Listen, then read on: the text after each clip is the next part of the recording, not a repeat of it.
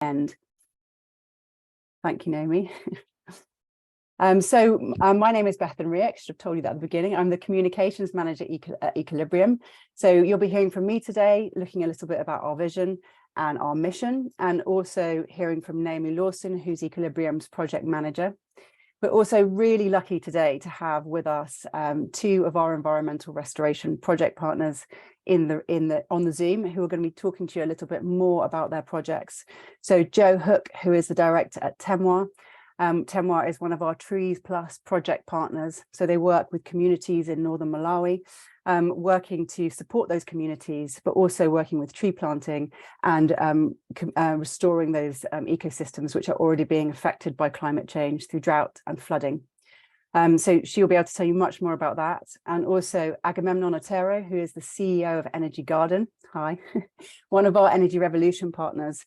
So they work to build solar PV and create beautiful gardens on disused areas of railway stations across London. And again, he can dive into that in more depth with you. So we'll start with looking at the agenda. We'll set the scene, looking at Ecolibrium's history, why we were started, and our mission and vision. Then Naomi will take you through our services and the tools we can use to help you record your emissions in terms of travel and start reducing those. And then we'll meet our project partners and look at what we've achieved so far. And finally, you can look at how you can get involved. And then there's a chance for ask questions. So next slide, please, Naomi, as we go on to an introduction to Ecolibrium. So Ecolibrium really is a live events industry response to the climate crisis, in that we were founded in 2015 by event organisers for event organisers. And it was in response to the COP21 climate change talks in Paris, where an organisation called Vision 2025, which I'm sure some of you are familiar with, but it's an industry steering group, which is looking at reducing the environmental impacts of UK festivals and outdoor events. But they created a report called The Show Must Go On, which was presented at the COP21 climate change talks. And it broke down the environmental impacts of festivals by type. So looking at waste, looking at water, looking at food and drink, looking at energy, and looking at travel. And it showed that overwhelmingly travel had the greatest impact on the average festival's carbon footprint. So up to 80% of an event's footprint in a typical greenfield event came from audience travel alone. And so when you start adding in crew travel, when you start adding in artist and supplier travel, that proportion of an event's carbon footprint is only going to grow. So it became clear that if events are serious about tackling their overall carbon impact and taking action on climate change, then tackling travel is a place to start. So in 2015, event organisers from Boomtown, Kendall Calling, Blue Dot, Shambhala and Secret Garden got together to found Ecolibrium with the mission to move low carbon travel into the heart of the live events culture by measuring and reducing emissions. So measuring to understand them first, seeing where the true impact lies, reducing them with strategies and initiatives that will engage people in changing their behaviour, and then acknowledging unavoidable emissions through positive climate impacts, acknowledging that we have to do something immediately now to mitigate the worst effects of climate change if we're going to keep global warming to well below the 1.5 degrees, which means we'll have a livable planet in the future. So our vision now for 2030 is to build and to keep growing this community of events who are working together to tackle travel emissions and who are united in environmental restoration. And events really do have this incredible platform to drive positive change. So if we look at the next slide, then you can see that the people who we're working with so far is a community of over 90 events, festivals, and 40 suppliers, as well as artists and music companies. So when you just take a moment to look at all of the people who are on this page, and bearing in mind that for this slide, I've mainly put event organisers, events on here because that's who this webinar is directed towards. But if you look at all of the audiences, all of the suppliers, all of the artists who are connected with these events, you can see the platform you have to engage with so many people from so many different walks of life and sectors to drive behaviour change and to engage people in this joint mission. So just to point out a few people, and I can't point out everybody because this is only a selection of people who we work with, and it's already so many. But to point out, firstly, to ticket sellers who are a ticket agent. So they have been a partner of Ecolibrium from the very beginning, and they have managed to embed our carbon calculator into their ticket checkout process. So it's a way of people buying a ticket to the event, but immediately seeing the impact of their travel and making a donation direct to our Energy Revolution partners. And we'll give 100% of that donation to our partners as an investment. So ticket sellers they offer that service to all of their clients. And so through them, we work with Shambhala, with Just So, with Timber, with Elusive Festival, with Bolter, with Eden Festival, and many, many more. We also work with festivals in a different way. So, for example, Blue Dot, British Summertime Hyde Park, All Points East, they have an optional add-on donation at point of ticket checkout. And that's a way of them engaging their audiences. For festivals, Boomtown and just looking 2000 Trees and Green Man and Reading and Leeds and Download, we've worked with those festivals to add an optional, an inclusive donation as part of car parking passes, which we found is really the most direct and effective way to engage audiences in this process. And then in a more bespoke way, we've worked with organizations like AEG Presents, who wanted us to tailor our travel recording tools, so our way of collecting data for their US events. So we've tailored our tools for them in that way. We've worked with Universal, who wanted to tackle their staff travel impacts. So we helped them to record their staff travel and retire carbon credits for them to offset those emissions. We've also worked with EMI, who wanted to tackle the impacts of their merch. We've worked with people who are part of the solution. So Tuned In Travel, Big Green Coach, they offer services for dedicated coaches to events, but they also work with us to track the impact of their coaches in terms of their carbon emissions and make an investment to balance those carbon emissions every year. I'm sure there's many more people. One more person I wanted to mention, sorry, Naomi, false alarm, is Our Events and Breaking Bread. So they are two events who didn't want just to tackle their travel emissions, but worked out their entire company emissions for the year. That's Our Events. With Breaking Bread, they worked out the total impact of their event, not just travel, but also the emissions from their diesel generators, the impact of their waste. And they chose to carbon offset those emissions directly with us. So not just travel, but all of those emissions. Next slide, please, Naomi. And since 2015, we're so excited and proud to have brought those members together through their donations to help plant over 40,000 trees. That's across the UK and with Temwa in northern Malawi and in Laos, to protect over 12,500 acres of rainforest and to support 10 renewable energy projects. So there's a community-led, community benefit projects that are working communities to empower them with clean renewable energy and also to educate them about the importance of transitioning away from fossil fuels. And this is this is not including 2022. So really excitingly, we'll be adding to those figures and sharing those with you at the end of this year or the beginning of next. And I'll hand over to Naomi to talk about our services. Great, thank you very much. And I'm so pleased to actually see so many faces here, and I'm still admitting people after the error of the link. So great to see everyone. So our services are all designed to help you deliver this 5-point sustainable travel plan. And as with anything, to set benchmarks, carbon reduction targets and KPIs, the first step, of course, is to measure and gather data. And I know that sounds like a really laborious or boring task, but we've developed tools to make it really easy and fun and help you get started. So I'll delve into our tools in a little bit more detail in the next few slides. So step 2 then is to create a strategy to help you reduce your travel emissions. And it doesn't have to be complicated.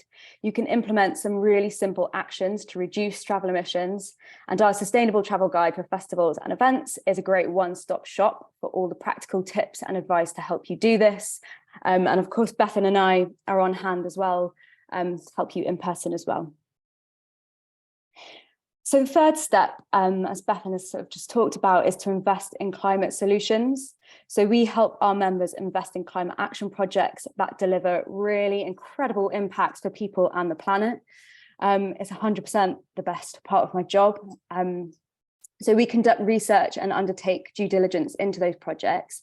And importantly, we develop real human relationships with the people that run them, like Aga and like Joe. So we regularly receive updates, news, stories, and case studies directly from our partners and their beneficiaries. And we've heard and even seen firsthand the real, tangible, and truly brilliant impacts that these projects are having on people and communities, urban environments, natural ecosystems, wildlife, and biodiversity. So again, I'm going to speak a bit more about how our investments work shortly. So step 4 is to engage as many people as possible in our mission to move low carbon travel into the heart of live events culture. And that includes artists, your audiences, crew, suppliers, and contractors. So we need to bring everyone on this journey and for widespread collaboration to tackle the social, climate, and ecological crises that we're facing. But if we work together, we absolutely can have an impact and we can make change happen. So it's important to also develop clear and compelling messaging to let others know what you're doing, why, and to celebrate your impacts and achievements as well. So we're here to help you with this, and you can use our comms guidelines and assets that Bethan's going to talk to you more about in a bit. And you can also become part of our very exciting industry-wide campaigns. And then the final step is to show others how it's done by building a community geared towards a common goal to move low carbon travel into the heart of live events culture and see events united in environmental restoration. We can tackle the challenges together, share learnings, help each other, and really be part of the solution. We're always keen to share case studies for our members in our e-newsletters, on our social media channels, on our website's inspiration page, and in our sustainable travel guide, which we continuously update. We actually have a new one coming out early next year. So yeah, we'd love for your event to be a part of that, along with many others as well. So yeah, as I've said, we've got all the tools and resources and information you need to tackle each of those 5 points. And I'll start with our travel-log tool, which you can see on the screen here. I'm going to whiz through it, but if anyone has any questions at the end, obviously I'm happy to answer them. So the travel-log tool helps you to measure your staff and company travel emissions throughout the year. You simply input your mode of travel, the mileage, which you can look up on Google Maps, or if you're traveling by sea or air, you can look up the nautical miles. And then you'd add the number of times that journey was made. And the tool takes all of that data and it automatically converts it into the kilograms of carbon emissions from each journey and the associated costs as well, if you'd like to mitigate them. And at the top of the sheet, you can see the total emissions and costs from all of the journeys as well. So that's the travel log tool. We also have the audience travel analysis tool, or actually audience travel reporting tool. It's not a very sexy name, so we might look at renaming it at some point. And this is for events to measure their audience travel emissions. So it takes a lot of similar data, and it basically gives you a really clear, detailed breakdown of how people are traveling to your event. And then, of course, you can use that data, and you might see that, for example, you know, a large proportion of people are traveling with a maximum of 2 people in a car to your event. And so then you might want to come up with creative ways to incentivize lower carbon forms of transport, for example, by getting people to take public transport, by cycling, or by increasing your car share. So to get all of that data, there are a number of different ways that you can do it. In terms of getting the data, you may have postcode data from your ticket agent, which can be used to work out the total and average mileage travelled by your audience. If you charge for car parking or provide dedicated coaches, then travel data will be available in ticketing information. You could use a survey to find out how your audience have travelled, either at the event or following up online. Or you could even ask your crew of volunteers to count how many people are arriving by foot, bicycle, train or car. And actually Boomtown have done just that. They worked with a great organisation called Face Your Elephant to carry out a car park survey, and over 2,000 vehicles were surveyed, counting the number of people, the number of vehicles and the fuel type of arrivals from Wednesday to Sunday. And the results showed that Boomtown managed to gain an above average car occupancy on the Wednesday, proving that the early day initiative was successful. And then we've also developed a sustainable travel and transport guide for festivals and events. As I said, it's a one-stop shop for why and how you can implement a sustainable travel plan, and includes loads of inspiration and case studies from our peers. So now I'm just going to hand back to Bethan, who's the comms guru, and she'll take you through some ideas for that as well. Thank you, Naomi. Great. Yes. So in terms of being a platform for talking to your audiences, then communication really becomes key in terms of driving that behavior change that you want to see. So in terms of tackling travel, that means encouraging more people to take lower carbon forms of transport to your events. And with most events, greenfield events in the UK, that's still going to be tackling car travel. So asking more people to get out of their cars and onto dedicated coaches, asking more people to travel by public transport, or offering car share platforms so you've got more people traveling in one vehicle. And we found that the very best way to do that, and well, really our members have found that the very best way to be successful in that is to start early. So encouraging that low carbon travel at the very point of ticket sale.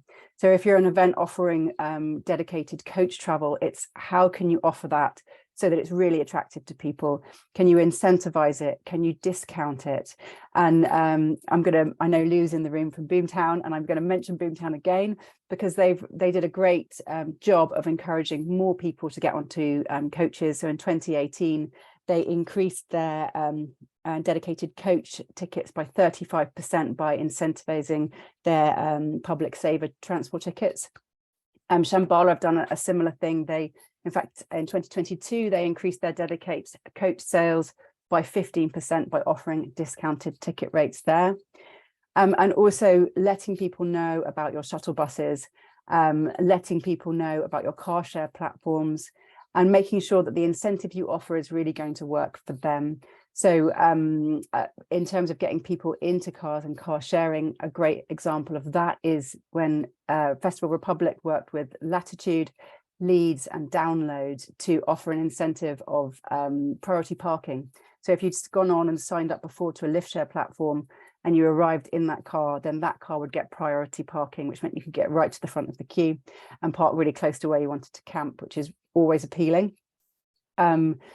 Big Green Gathering, I really wanted to tackle their travel emissions.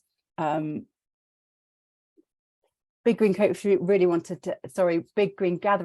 to tackle their coach emissions, and so they worked to offer pre-pitched tents on arrival. So if someone came on a dedicated coach or on public transport, they would have a pre-pitched tent waiting for them, recognizing that it's actually, you can't take as much stuff if you're coming on public transport. So then just providing really clear and bespoke information about what you want people to do, whether that's traveling on lower carbon forms of transport or in terms of making a climate investment. So making your ask really clear. And again, if that's an optional donation, then asking early at point of ticket sale is really the best way to do it. And if you are making an inclusive donation, so as part of your car parking passes, then letting people know why you're doing it, why it's important to you. So event organizers are like the height of creativity, and you can really make this your own. You know your audiences, you know what is going to work for them, and you know what's going to mean something to them. So sharing that with them really clearly in your own brand and in your own way is the key to engagement. And then at the end of the year, we celebrate all of our members' donations as a collective. So we will include you in that campaign as a member, and we would love it if you would then share your positive impact with all of your members. So we have communication packs for you to share with members, for you to share with, which has got assets, images, and also packs for you to share with other stakeholders. So not just your audience, but you also have your artists, you have your suppliers, you have your crew. So all of those people can be involved in that campaign in different ways. And I won't go into that in huge detail because I know we haven't got loads of time, but that's all in our guide to sustainable travel for artists, events and suppliers. So you can dive into that, and we will share those resources with you after the webinar. So I wanted to share with you some examples of how our event members have gone about engaging audiences, sharing their initiatives and celebrating them. So on the next slides, I've got some images taken from, this is from snowbombing. I know they were trying to join the webinar. I hope they've managed to join. But they work, Naomi's going to talk about a little bit about what they decided to do to work with us. But what I wanted to show you is how they've made their comms really on brand for them, but also made it very clear to their audiences what they wanted them to do and how they wanted to do it and why they were doing it. So this is on our Instagram page if you wanted to look at it in more detail. Naomi, can you show me the next slide? So this again, this is British Summertime Hyde Park and All Points East. So this is just an example of being really clear and getting in early and talking to audiences. So this is a social media campaign they ran on Instagram, and they let people know exactly what they wanted them to do when they were buying their tickets and how they could be part of this campaign. Next slide, please. So again, this is another event that we've worked with for the last few years, Wild Paths, and they wrote a whole blog about why they were working with us, what it meant for them, why they'd chosen the program that they wanted to support, and how and why they wanted people to get involved. So this is another way of communicating this initiative to your audience, your suppliers and your crew. And then the next slide, please. So some more examples, working with 2,000 trees.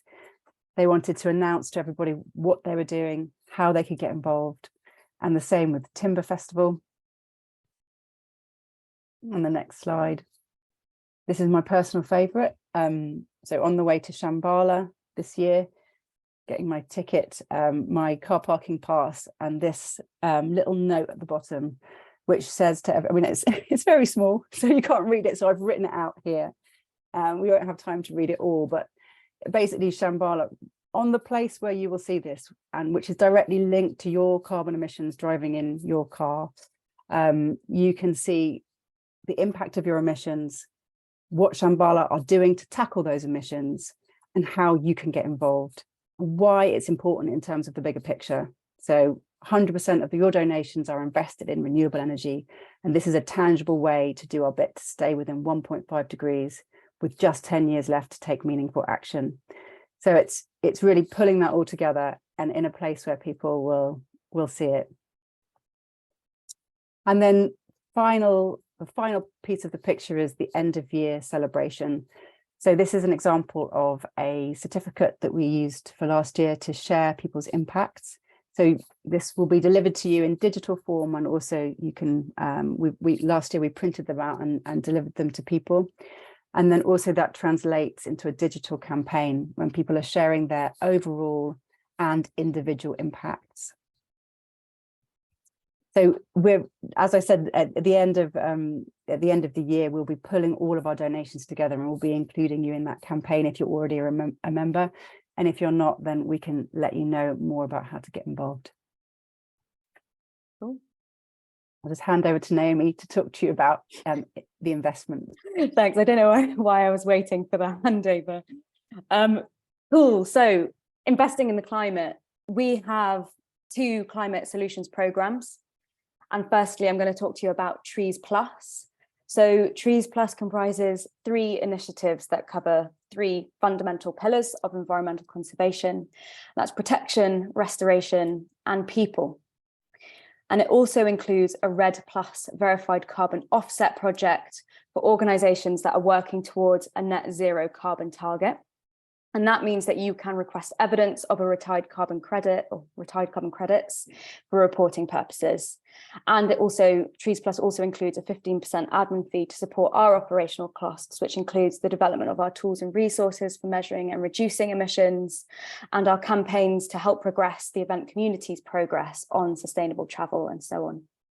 So if you're looking to offset a specific amount of carbon, it costs £25 per tonne to do so.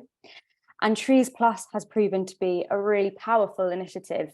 It helps to fund community-led projects that support people currently facing the worst effects of climate change. For example, we recently met one of our Trees Plus partners from Temwe, Malawi, who was explaining about the impacts that climate change is having on his community. So, you know, I'm sure we're relatively familiar, but extreme weather has meant for them that they're experiencing total crop failure. And that not only means that they have a shortage of food to eat, but low to no income as well. So Joe will tell you a bit more about the incredible work that Temwe Malawi are doing to put climate mitigation and adaptation programs in place. Which is great to hear. And our other initiatives as well help to plant trees and protect areas of threatened woodlands that are already there sequestering vast amounts of carbon. So that's Trees Plus in a nutshell. And then, of course, we also have the amazing Energy Revolution, which supports community-owned clean renewable energy initiatives across the UK to help reduce reliance on fossil fuels, benefit neighbourhoods, promote clean air, and empower communities to take control of their energy consumption with financial gains. And that is, of course, more important now than ever before. So I've heard someone say recently, and I think it was you, Aga, that we're not, but correct me if I'm wrong, but that we're not in an energy crisis, we're in a fossil fuel energy crisis.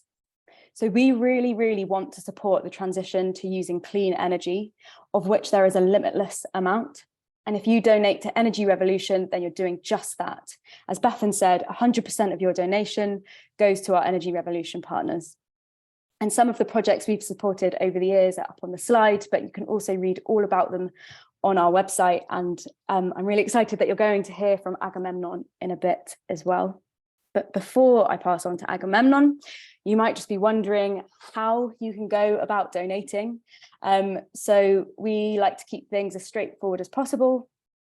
For audience donations, you can add an inclusive fee into the cost of vehicle passes. For UK events, we suggest £2 for cars and £3 for camper vans. That's based on an average journey to festivals and events. And for events abroad, you could, for example, put an opt-out fee for air travel as well. Yeah, everyone in the events industry is a really creative group, so really happy to explore ideas. And a great example of that, as Bethan mentioned earlier, is Broadbrook Live's Snowbombing Festival. Obviously, there are a large proportion of people that go to snowbombing that fly. So Snowbombing have set up an awesome initiative where they and it's been beautifully communicated across their channels as well. So for every carbon balancing donation that an audience member makes, Snowbombing will cover half of it. So it's obviously just a great incentive for people to get involved and a great way for the festival to actually be actively working with the festival goers to take action. For staff and company emissions, you can use our travel log tool to calculate your annual emissions and see the associated costs.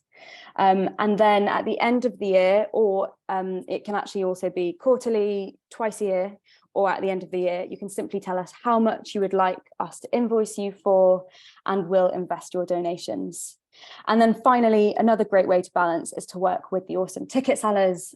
Ticket sellers give you the option to very easily embed the Equilibrium carbon calculator at point of sale so that audience members can calculate their travel emissions, learn about the impacts of their travel choices, and donate. So there are some of our other fabulous partners and some of the impacts that Bethan mentioned earlier. And with that, I'm going to stop sharing our slides and hand over to Agamemnon, the CEO of Energy Garden London, to tell us a bit about what they do and how our investment supports them.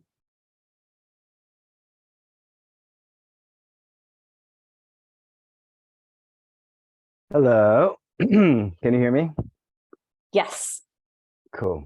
Okay. Well, it's a pleasure to be here. I've been going to festivals in the UK for about 21 years, many of the ones that you guys represent. And it's a bit of an exciting journey to share with you guys because I didn't think that there was such I didn't know about equilibrium. And when we were introduced last year, in the beginning of this year, we got really, no, it was last year that we got really excited about not only the opportunities that are here for you as festival organizers and goers, it sounds like, Beth Ann, not just helping to help the systems get there, but that we're all party animals at heart. And really just share with you that the whole idea of Energy Garden is that we have more fun than anyone else changing the sort of the system and transitioning to a just, equitable world. And so I just want to share, like, every day is a party for us because about 400,000 people come to our sites every day across the London Overground. So I'm going to share a few slides with you. I know it's 1:08 on my computer and I have 5 minutes. So I'm going to share my slide. Are we still good with that timing? We're totally good for time. Yeah, Okay, don't cool. worry. Cool. So let me know if you can see my screen. You should have that doc. Yeah, is it this one? Can you see the screen? We can see why transport. Yes, perfect. Okay, and then yeah, cool. All right, so from my perspective, we have been journeying without having fun. There's been a really strong narrative out there that tells people that they've done something wrong and that they have to do something else. And that's not what Energy Garden's talking about. It's saying, how do you actively participate with people to address climate change and environmental sort of fluctuations and biodiversity collapse and social inequalities and climate anxiety? Like, how do we come together? And the way that we've tried to do it is to make things super fun. So how do you get excited about food, about celebrating that, about energy, about reducing your carbon emissions? It's by going to the belly of the beast. So the biggest, as you were talking about with transport, the biggest single growing sector in the UK, even with all the electric cars and all the good work that everybody's doing, is transportation. So we work across the London Overground and underground. So there's 2.4 billion passenger journeys a year. And so we're able to engage with people on that each day. So can you now see what is Energy Garden? Yeah, cool. So the way it works is that one member, one vote. So everybody, individuals come together, and whether they put in £50 or £5,000 or £50,000, they have one say. So there's the equity piece. So the open, inclusive nature of Energy Garden is that we have 30 gardens across the Overground, and everybody who comes and goes learns about beehives, bat huts, swift nests, green spaces, gardens, biodiversity, how to manage it and let it rewild, and how to tend it and understand what's there. So we're a not-for-profit, by the people, for the people, and we're trying to enable reasonable returns. So we take a 5% investment into our renewable energy projects.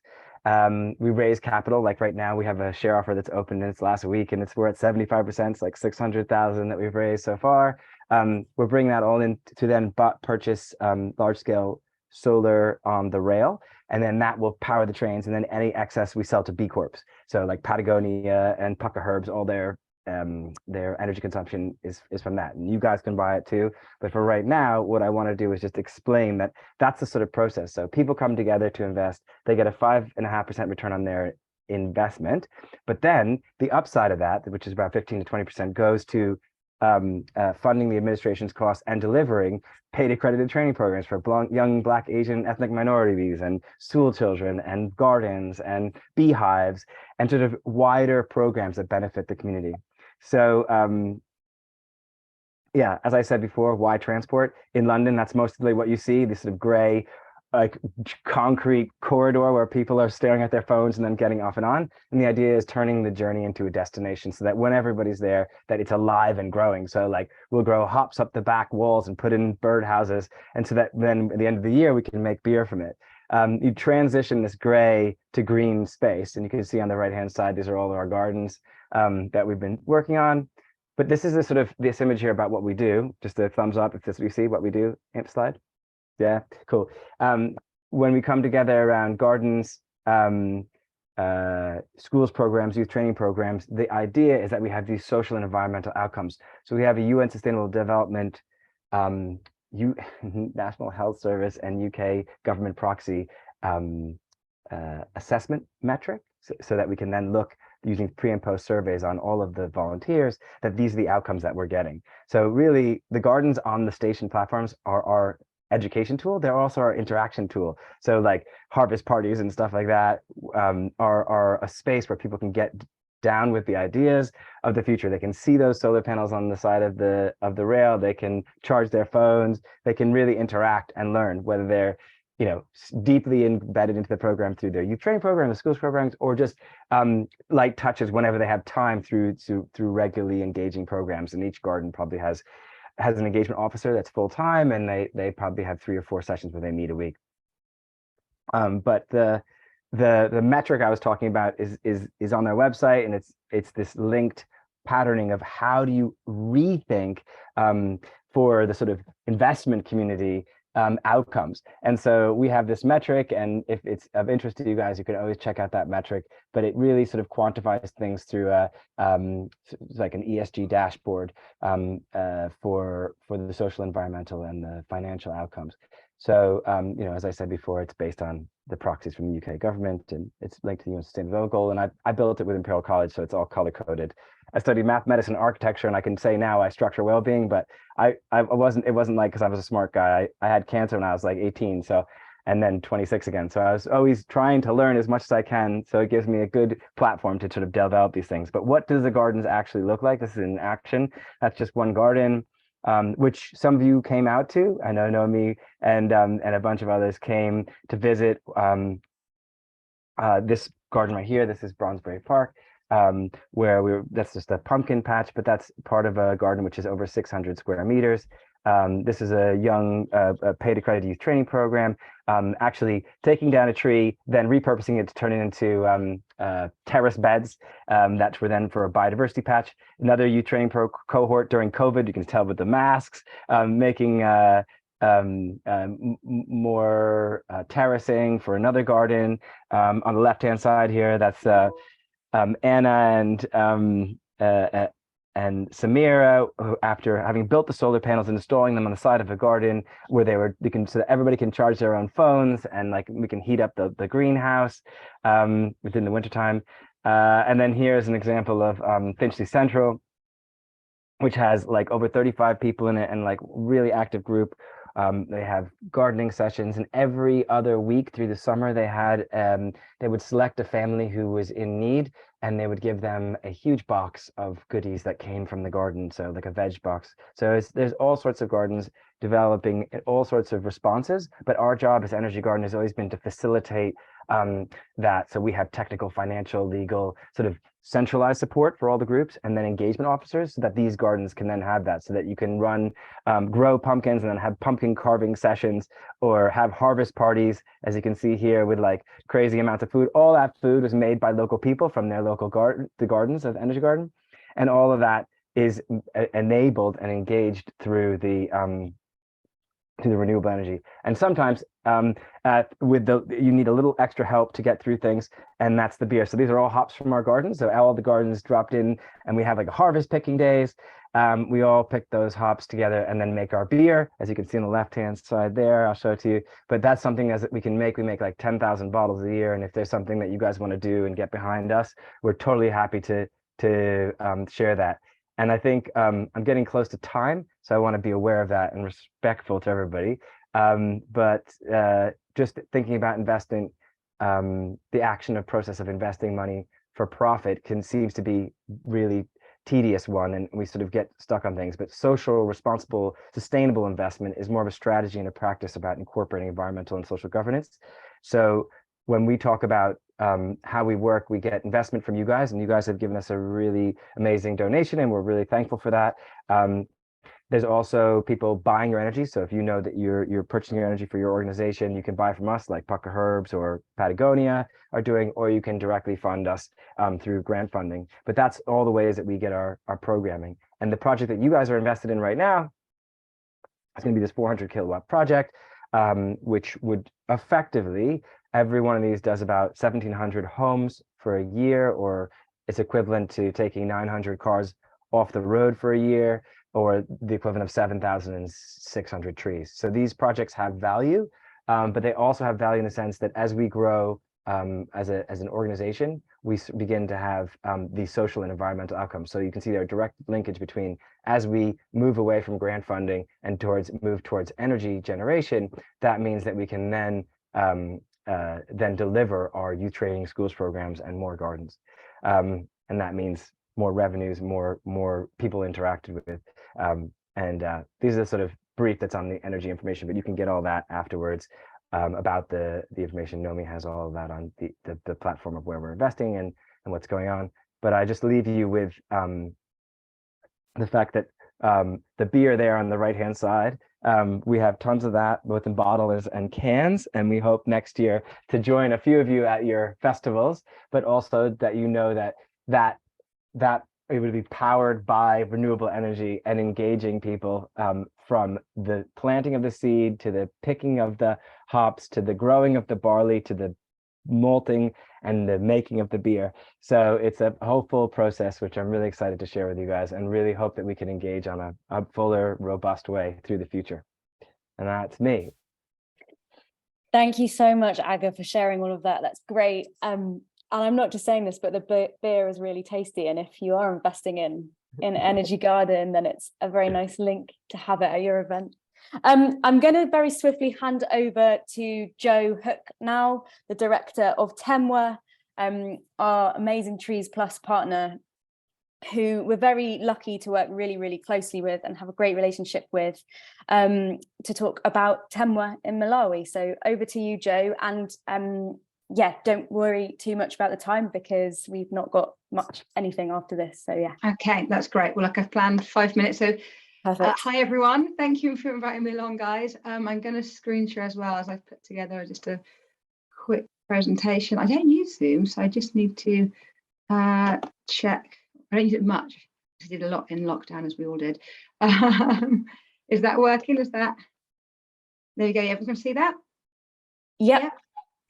Okay, great. So I am the managing director and one of the co-founders of Temwa. I run a small UK fundraising office and technical support. Kundwani Bota, who is the program director, runs the Temwa Malawi office with sister organisations. Naomi and Bethan got to meet Kundwani, who was over in the UK in October. So what does Temwa do? We do a whole host of projects, but our community-driven approach is really vital to making all these projects successful. It starts with community mobilizations and then strengthening local governance structures and then working with the communities on their plans for local development. We then work with the community on resource mobilization. Obviously, Temwa provides resource for a number of the projects we run, but there's a whole host of things the community need that we can't support. So we work with them on generating income for other projects they want outside of that. And this leads to real community-led transformative development. We work in one district in Kartabé North in northern Malawi, which is larger than Somerset, so it's a huge area. Our programs cover agriculture, forestry, health, education. Our carbon balance program is our main forestry program, but Temwa has been working with communities for almost 20 years, but our forestry and agriculture program started about 17 years ago. And the community has planted over 1.5 million trees to date. So I'll try and do carbon balance in brief. I could talk for hours about it, so I'm just going to whiz through it. This is Beth and Naomi and Kundwani when they got to meet him in October. He's incredible. He's worked for Temwa for 6 years, as I said, and he is one of the most inspiring, professional and passionate people I've ever worked with. It's a real honour to work with him. We work with communities over 155 villages, and we work on a whole host of things. So, as I mentioned, sustainable agriculture, health education, but all the projects are all interlinked. So we work with community members who want to understand how to protect their natural resources, how to regenerate forests through leaving bare land to just regenerate itself, protecting forests, and then the carbon that is balanced, which is obviously the Trees Plus partner project, is balanced through, we calculate the sequestering of carbon purely through tree planting. So when you are paying for your carbon to be sequestered, it's just on planting trees, but there's so much more work that happens around it. We are on target again to plant around 60,000 trees this year, and the community always double, sometimes triple the number of trees planted. So we're always actually sequestering double the amount of carbon that is committed with the communities we work with, and with our commitment to Ecolibrium and our other partners. This is Kundwani in the field. So I had the pleasure and the privilege of going to work in Malawi in November. So this photo was taken not that long ago, like the start of this month. I won't fly for anything other than to go to Malawi. It's the only flight I will take. Rich Potter in the background, he is the UK board chair who came with us, and we were so impressed and inspired by the team, the community. Seeing how the community-driven approach works was phenomenal. This is one of, I think there's about, I want to say 30 tree nurseries, ranging from raising 500 trees to 5,000 trees that will be outplanted. Again, all these photos were taken at the start of this month. This is Malumbo and Tuwange. Malumbo is our forestry project officer. He's incredible. He's so hardworking. He started off working with Tenwa as a volunteer in 2020 and is now the project officer for forestry. And his dedication and passion, he loves trees, and he loves working with communities and helping them understand the importance of protecting the natural forest, how they can do more. Tuwange works in agribusiness, so one of the projects linked with carbon balance very heavily is our beekeeping project, whereby we work with community members who raise beehives, and the bees live in the forest, and honey production is something whereby you can generate a vast amount of income. So we've got 20 beekeeping cooperatives that have raised bumper harvests. Off the back of this, people are sending their kids to school, sending their kids to university, and raising vast amounts of money. So it's great. It was just great to be with the team and see how well they work together and the projects they're doing. This is in one of our tree nurseries. I'm conscious of time, so I'm going to kind of whiz through these. And this is in one of the natural forest areas, whereby the communities are working with community members to protect this natural forest and ensure it doesn't get deforested. Malawi has been severely affected by climate change. People's yields are down with their harvest. When people don't have enough food, people become desperate and they start cutting down trees to burn for charcoal. And the community members, as they have with Tenwa's work, created bylaws in all the 4 areas we work in this district. They've created bylaws to make it illegal to cut down trees for timber, and they have stopped people coming into this forest, and they've actually even gone to the police and got people arrested, which is amazing to see. So the work Tenwa's doing is incredible. I feel very, very blessed to work with the team in this work, but it need to expand, and we all need to do more. I mean, we talk about 10 years to tackle climate change, but we need to bend the emission curves and actually reduce carbon emissions by 2025. 2 years. We're still producing more carbon every year, and that emission curve needs to bend. I wrote an article on tackling the climate crisis, which I'll share with Naomi and Beth, and to share with everyone, because there is hope. There really is hope, and what you're all doing is very valuable. So thank you for engaging and supporting Ecolibrium and doing what we can. We can all do more, I'm sure, but we have to do everything in our power to tackle the climate crisis. So I think that's me. I did that as quick as I could. That's perfect. Thank you also so much. It's just really, really great for everyone to hear about the projects that you are working on, Joe, and you, Aga, just directly from you. So really, really appreciate you being here. We've got 4 minutes left. I have a slide, but I want to actually give the time In case anyone has any questions that would be useful to ask sort of now whilst we're all here, please shout now. Otherwise, we can use the last few minutes just to wrap up. And obviously, all questions can be sort of fired at me after the session. Okay, I'm going to go back to sharing a final slide.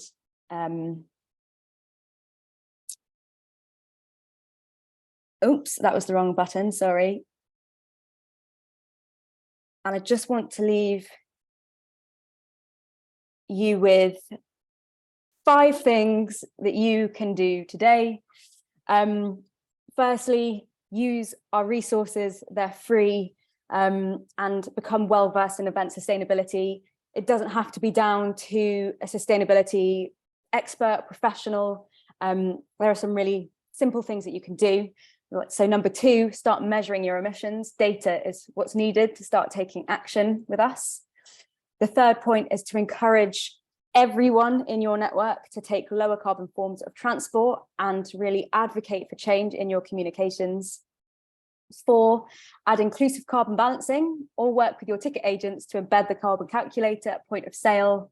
And 5, to register your interest if you're keen to join our sponsored cycle ride, which would be taking place in May 2023, as long as we've got enough people who are keen to join us. I love cycling, but I'm not an avid cyclist going up hills, so it's a route that should be suited to people of all cycling abilities, and it's to raise investment for our incredible climate impact projects that you've just heard from. So I'll leave it there and just sit. Oh, yeah, I was just going to say thank you from me as well, and yes, we can send you information about the sponsored cycle ride if you'd like to join.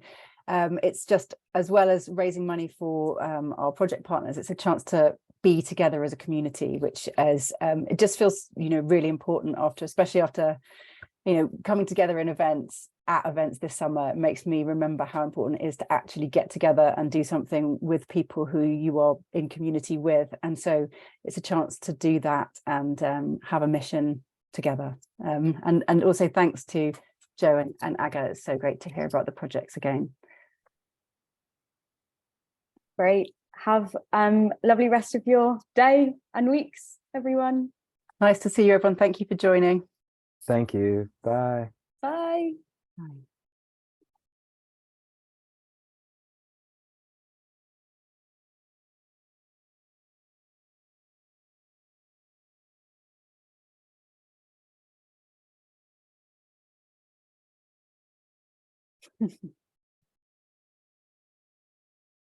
Should we